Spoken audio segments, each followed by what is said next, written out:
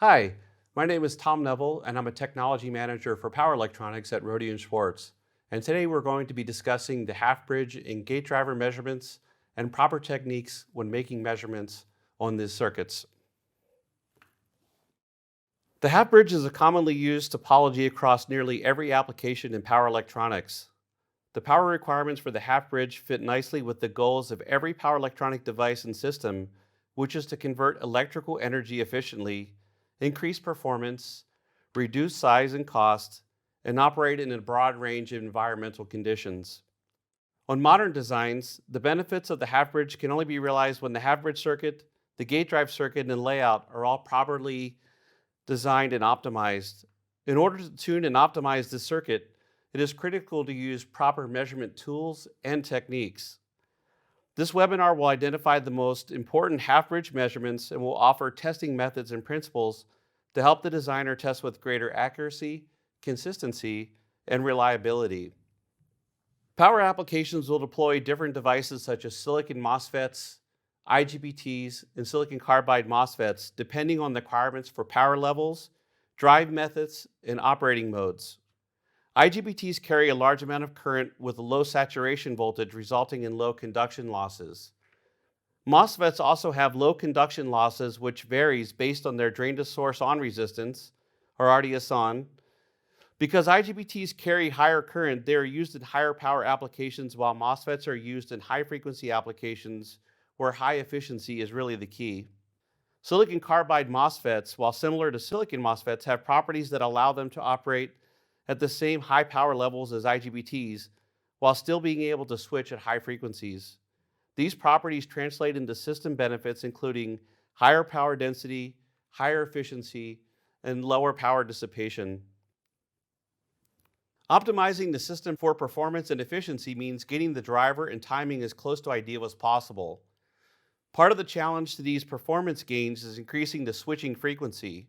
However, higher frequency may result in higher switching losses, and system design is a bigger challenge.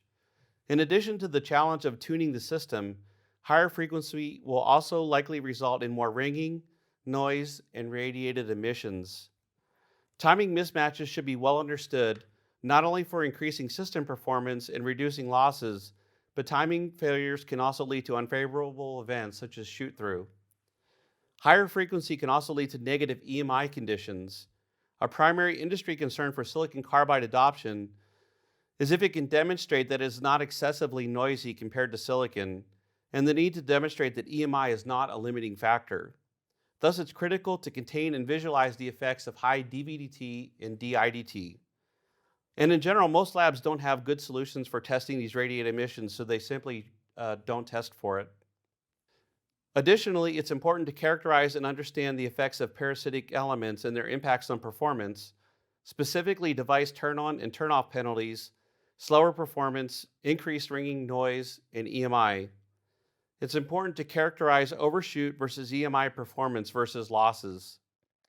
Level shifting is also required to raise the low current voltage PWM signals from the controller to high current voltage PWM signals to activate IGBTs.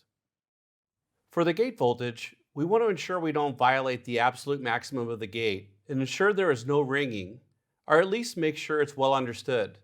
For the half bridge, it's important to evaluate the system's performance, what's happening at the input, output, and the supply, and to see the ringing, such that the source drain voltage within the half bridge isn't violated. The ringing will be impacted by the slew rate, and a commonly used method for controlling the slew rate is through an external series gate resistor. It's important to control the rise and fall times, as these can lead to EMI issues.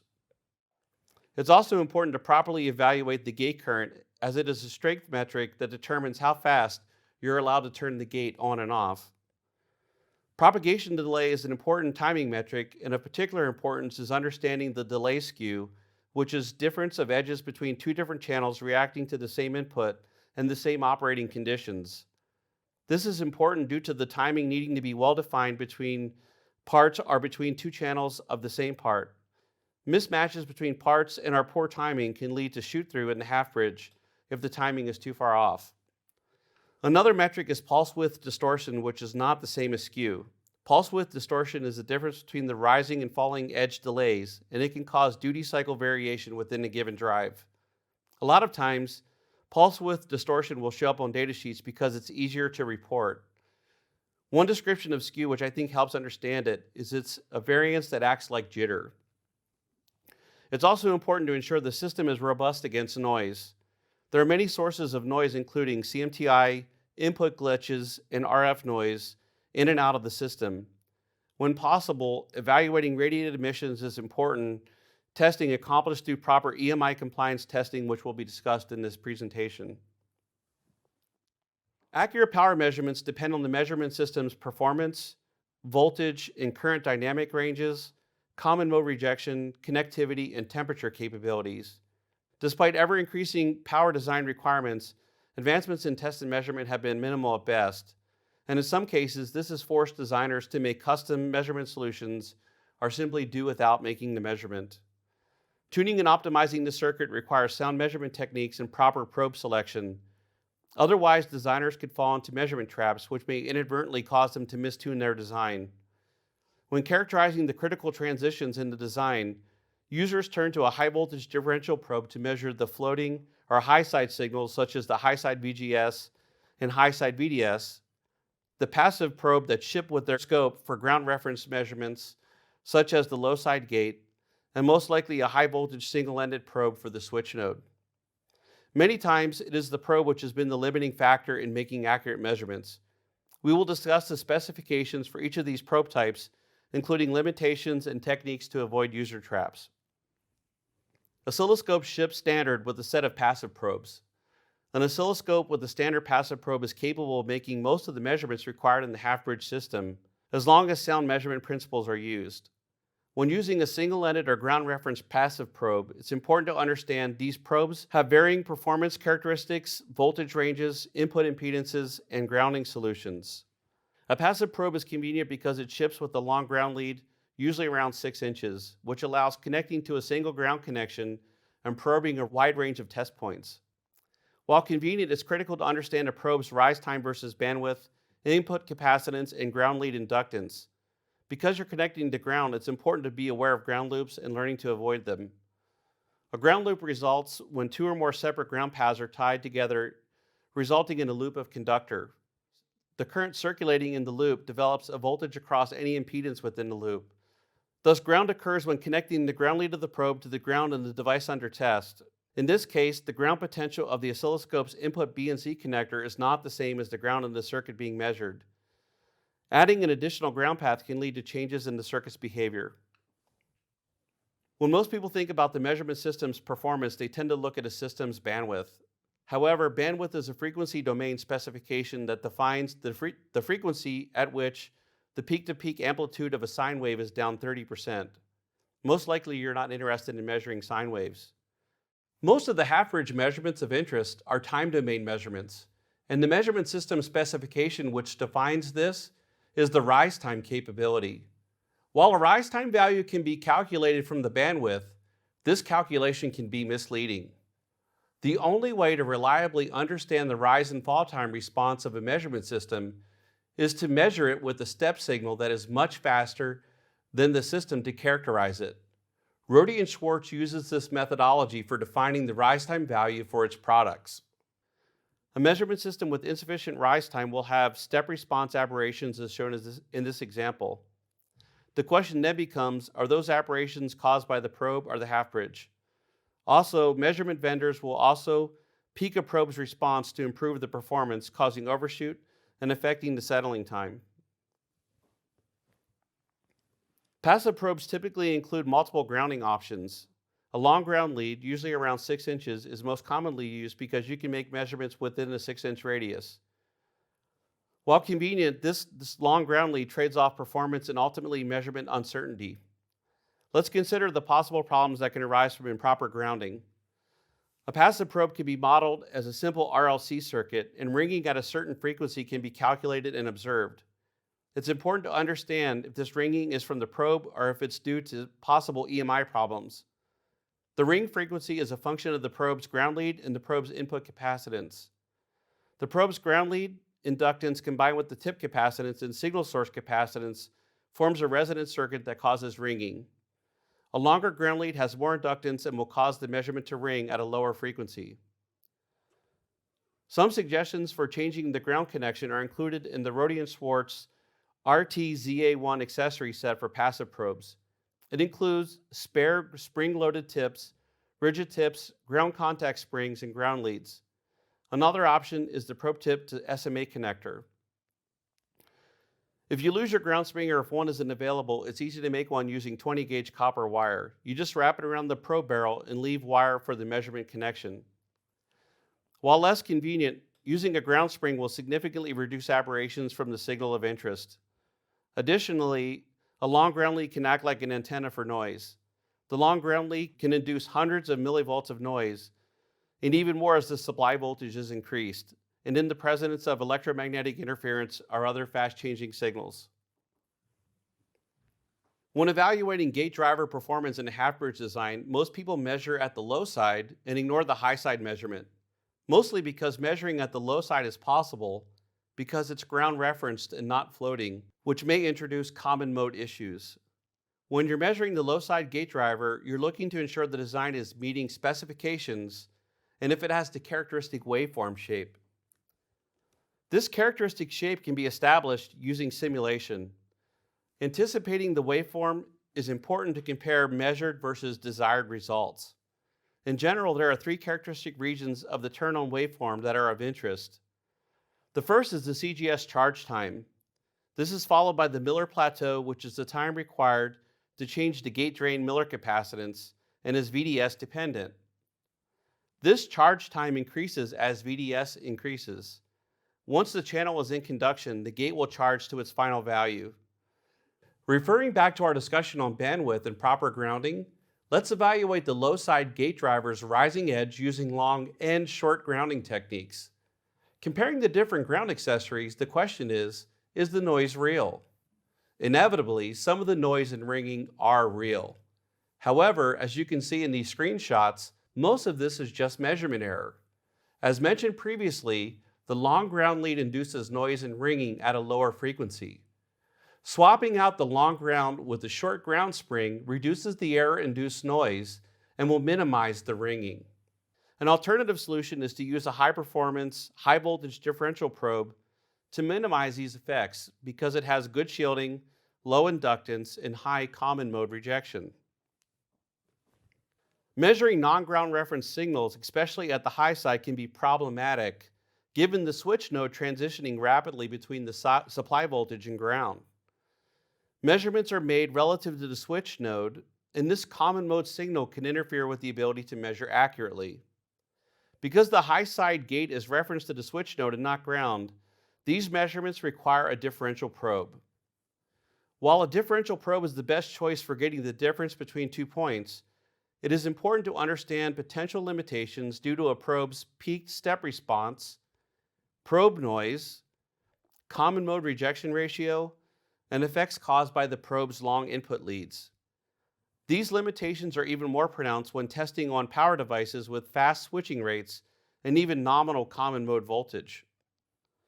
An additional measurement that can be made with a differential probe is across the shunt resistance to get the high side current. However, care should be taken when using a differential probe in the presence of a fast, large common mode signal because the error signal is likely to swamp out the actual signal. Getting a known voltage across a shunt resistor is usually preferred to using a traditional current probe due to the added inductance of a wire needed to measure the current. When evaluating the rising and falling edges of a gate driver, users should be mindful of differential probe's rise time specification instead of its bandwidth. After all, it's a time domain measurement and it's critical to understand how accurately the probe in the oscilloscope represents the true signal in the time domain. The best method for evaluating a probe's rise time capability is to evaluate the probe's step response against the known fast high voltage reference. The step response reference signal should be ideally at least 1 kilovolt with less than 20 seconds rise time. There are 2 methods for specifying rise time that some manufacturers employ, which should cause concern for users. These 2 areas of concern are Warranting the probe's rise time using a small signal. Manufacturers that employ this method will use a small voltage step response with a fast edge for specifying the differential probe's rise time. There is typically a note in the manual that will include a disclaimer that reads something like, "Output may be slew rate limited for large amplitude signals." In short, the rise time specification is determined using a signal that's less than 20 volts, which isn't sufficient for making high voltage measurements. Another thing to look out for is some vendors will actually artificially peak the front edge to get the rated performance. In order to obtain the specified bandwidth of interest, the probe output displays a large hump at the front edge of the probe's output response. This hump is an artifact of artificially increasing the gain to boost the performance. It should be noted that the front edge of the displayed signal contains the signal's high frequency content, and manipulating this portion of the frequency will affect accuracy. By comparison, the Rohde & Schwarz ZHD series of differential probes are specified using a fast, large signal reference to determine the probe's actual rise time. This is the only true method for determining an accurate rise time specification. The signal shown in this figure is displaying the step response of a reference signal with a 1 kilovolt amplitude and a slew rate of 61 volts per nanosecond. The measured rise time of this step response is 12 nanoseconds. And the observed step response of the probes is extremely flat with negligible peaking at the front edge. Probes typically have different attenuation factors, and for a high voltage probe, for example, it might be like 10x or 100x to reduce the input signal to keep it within the operating range of the oscilloscope's front end. While attenuation extends the measurement range, the trade-off is a lower signal-to-noise ratio. An attenuator will reduce the signal by its attenuation factor, and the signal is then amplified in the oscilloscope. However, not only is the attenuated signal amplified, but so is the random probe noise, which results in a higher noise and a lower signal-to-noise ratio. A probe's noise specification is usually called out in the datasheet as input-referred noise or random noise. A probe with switchable attenuation factors will always have less noise than the probe's lower attenuation setting.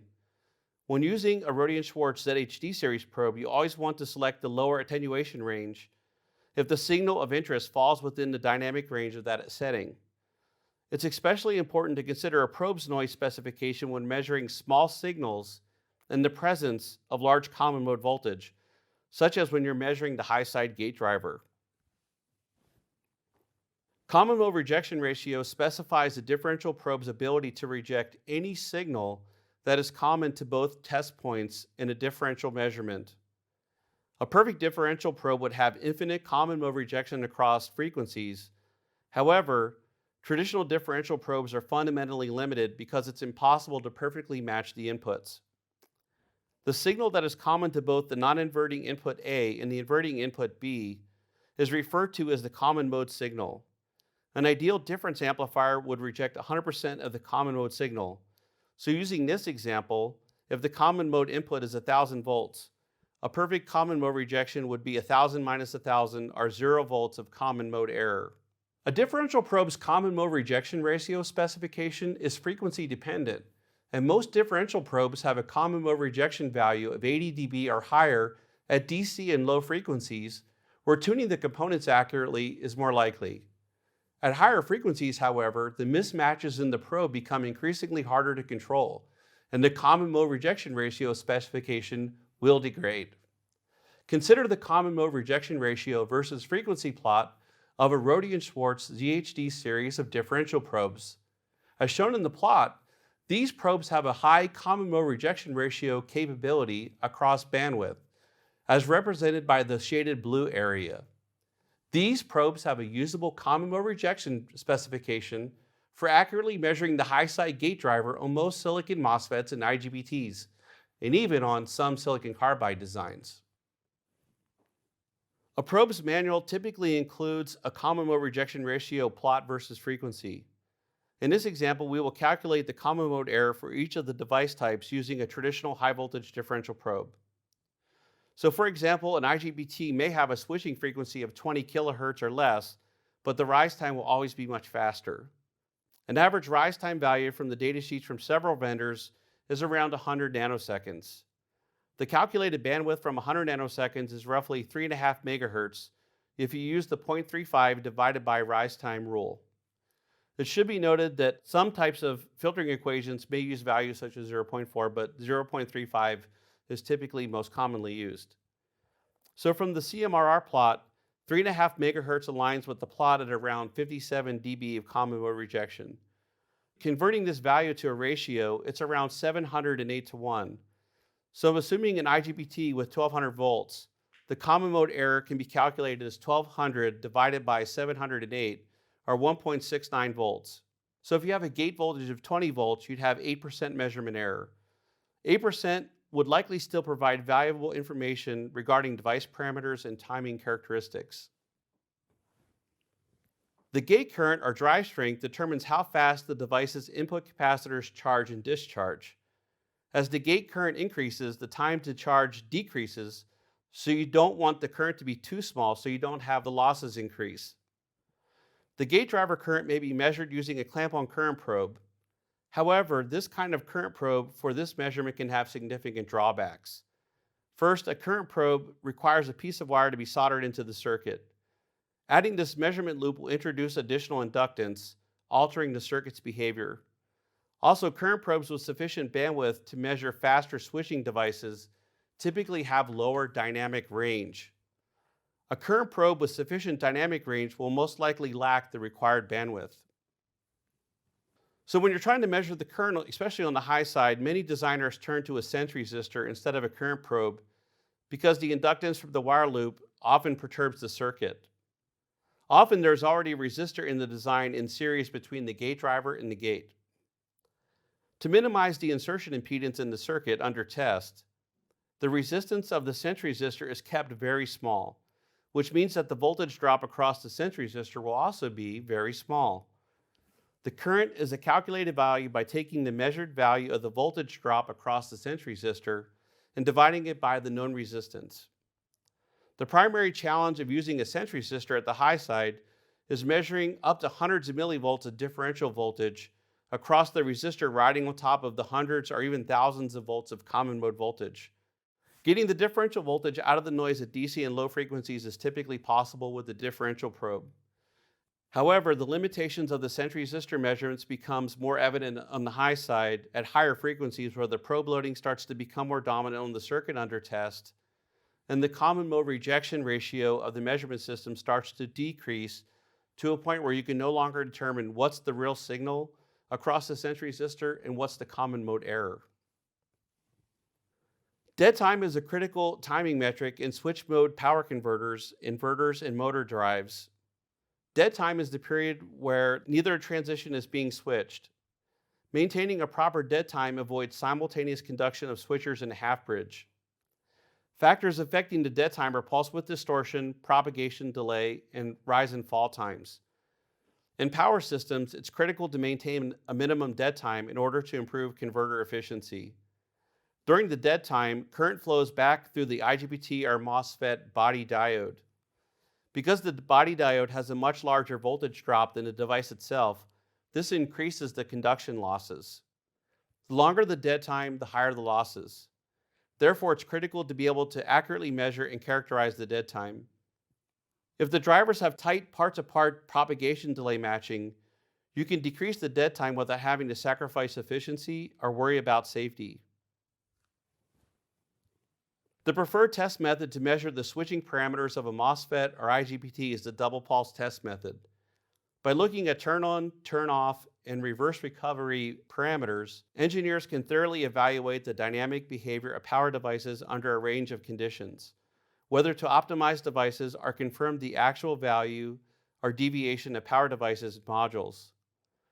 The double pulse test is a test method to measure the switching parameters and evaluate the dynamic behaviors of power devices, and typically for these kinds of parameters. So for turn on, the rise time, delay, dVdt and dIdt. For turn off, the fall time, the delay, and the turn off time, and dIdt and dVdt. And the reverse recovery parameters, which would be the reverse recovery time, reverse recovery current, dIdt, and VDS. Now, when you're setting up the equipment for making this test, You typically do this with a scope. With a single-ended probe, a lot of times you see people say that you need to use a differential probe, but that's not really the case. Usually a single-ended probe with the sufficient bandwidth is enough. A current probe and an accurate signal source. Some final measurement challenges are being able to do EMI pre-compliance and debugging. High slew rates, either DVDT or DIDT, cause ringing and unwanted noise and emissions. It's become such an important topic that industry experts believe a barrier to adoption for silicon carbide is proving that it doesn't have much higher noise compared to silicon. Characterizing EMI in a power system for pre-compliance testing using sound debugging techniques through an oscilloscope and/or a spectrum analyzer are critical, especially if these problems can be uncovered in the early design stages. An oscilloscope with a set of near-field probes is useful for locating EMC problems on circuit boards, integrated circuits, cables, and shielding, and it's an ideal tool for emission measurements from 30 megahertz to around 3 gigahertz. A primary benefit of a scope is it can transform signals from the time domain into the frequency domain using FFT. The key parameters for an oscilloscope to be useful for EMI applications are low front-end noise with sufficient dynamic range for weaker emissions, direct input of frequency parameters such as start and stop frequency or resolution bandwidth, and fast and efficient FFT analysis, which is particularly important for near-field probing since immediate feedback about the noise level at a specific location is important. For EMI compliance tests up to 3 gigahertz, Rohde & Schwarz offers a portfolio of instruments dedicated to cost-efficient EMI testing and debugging, including the RTM3000 with an HZ15 probe set. Shown is a spectral measurement on the RTM3000. The time domain waveform is on top of the screen, showing the triggers and noise chirp. At the bottom is the current FFT, and the spectrogram records all the previous spectral magnitude. A particularly useful feature of the EMI testing with an oscilloscope is correlating time frequency analysis to reveal how the signal spectrum evolves over time. This method is used where multiple broadband sources exist, so for example, switch mode power supplies with DC level converters. The following oscilloscope analysis tools are beneficial for EMI testing. FFT gating emissions. So by applying FFT gating, you can see how the spectra evolves over time. This is useful for switching events in switch mode power supplies. FFT gating also isolates spurious spectral components in the time domain. Another thing is correlated interface sources analysis. Embedded RF designs require complex test setups in order to examine their behavior, which is why an oscilloscope with time-correlated measurement across multiple domains is an invaluable tool. And finally, a history function for the emissions analysis is important. All previously captured signals are stored in memory and can be accessed as required. With a timestamp, it is easier to find correlation. All safe signals can be further analyzed with options such as zoom, measurement, math, and spectrum analysis. Newly acquired signals can be quickly compared with ones previously stored in memory. Radiated emissions are inherent to any electrical circuit.